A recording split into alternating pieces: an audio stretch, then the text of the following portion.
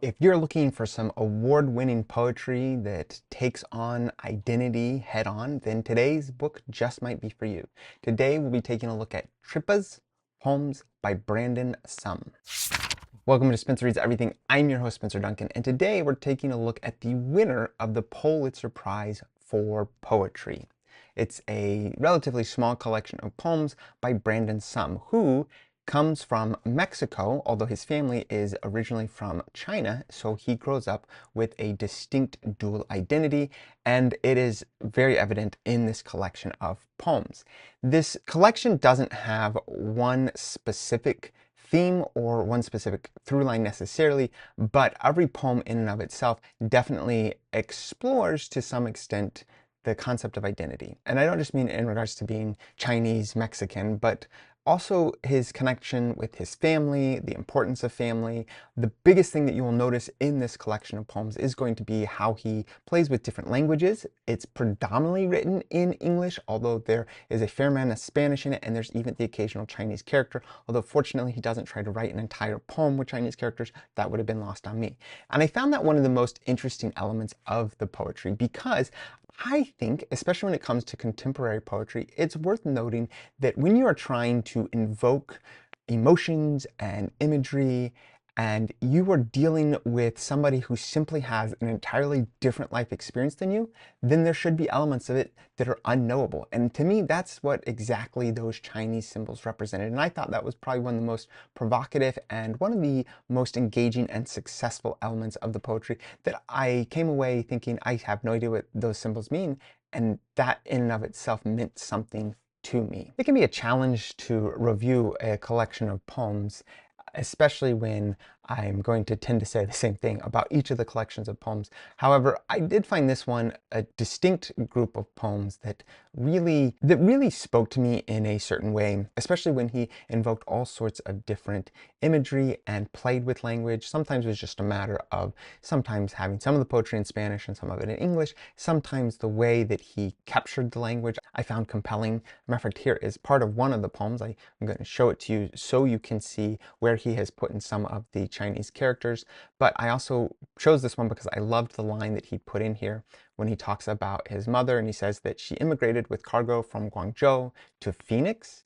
In Spanish, Nana tells me, hope and waiting are one word. So even in this moment where it is written in English, he is still playing off of a Spanish connection, Esperanza being both hope and waiting, and you can see how he's applying that to his own family and the process of immigration. And I just found that to be very powerful and to admittedly be something that I can't fully connect with. And I think that's why I found his use of the Chinese characters to be something that stood out.